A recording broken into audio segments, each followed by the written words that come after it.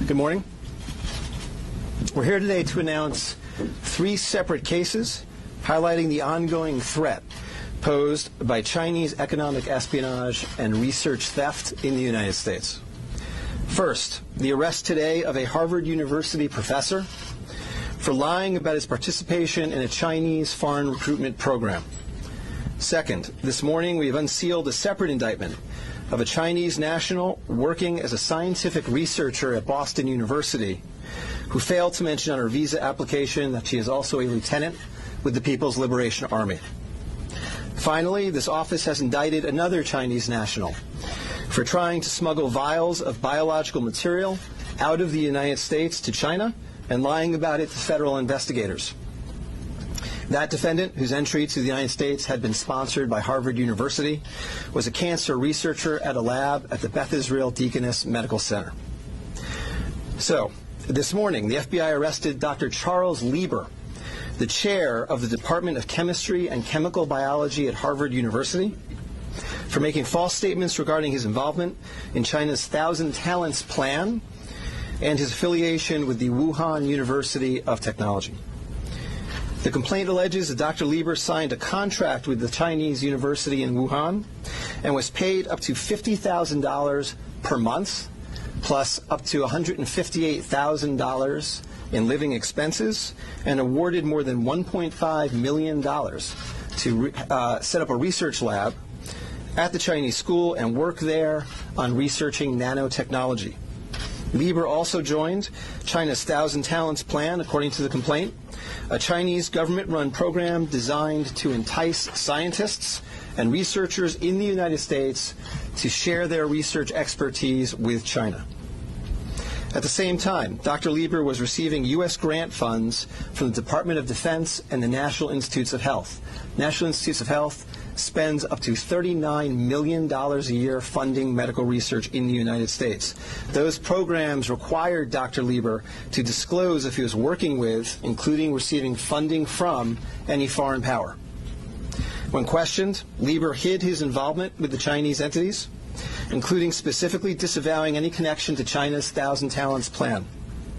Meanwhile, based on the complaint, it appears that China paid Lieber hundreds of thousands of dollars over the years for his involvement with the Chinese entities and for his work on research for Chinese gain.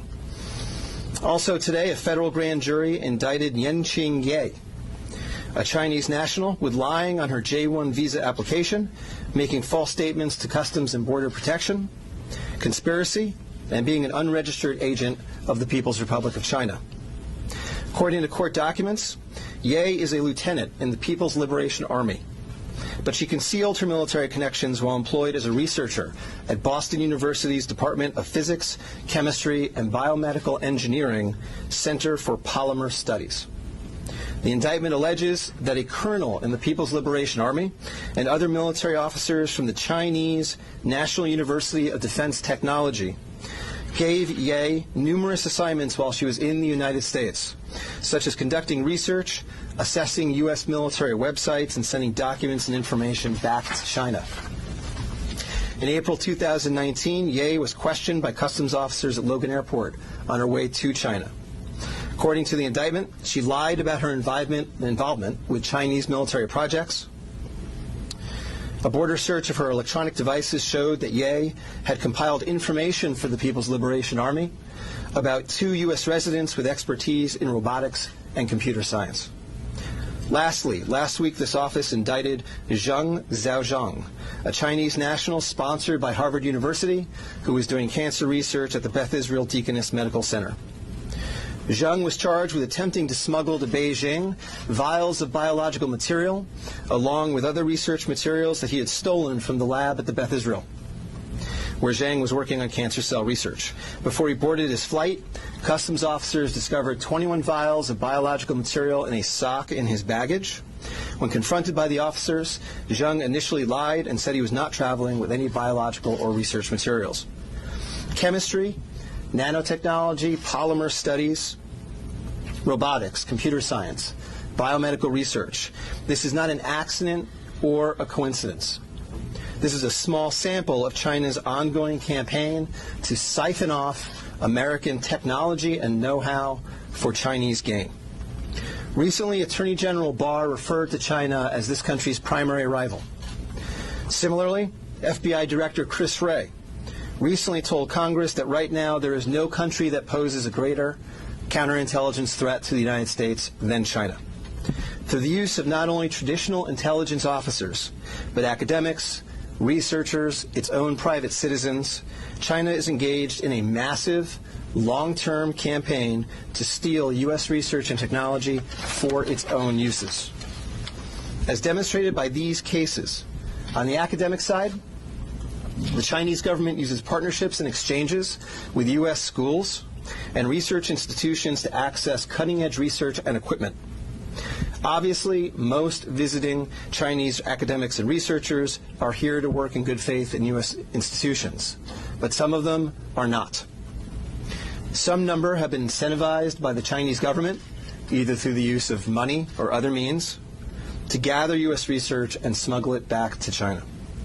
Because of the sheer scope of this threat, a year ago, the Attorney General created the China Initiative at the U.S. Department of Justice, designed to prioritize and aggressively prosecute Chinese economic espionage and theft of intellectual property. The cases we are announcing today are part of that effort. Boston is an especially attractive target for this kind of exploitation, and universities and research institutions and tech companies in this area must become sensitized to this threat. Our community benefits greatly from the diversity and talent of international visitors and our partnerships with foreign institutions, especially research institutions.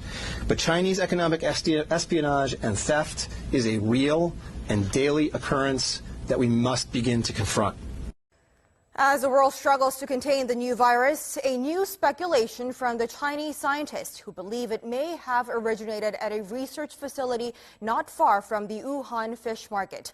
While they say more research needs to be done to find solid proof, such labs are known to contain disease-ridden animals, including hundreds of bats. Our Kim Hyo-sun with the details.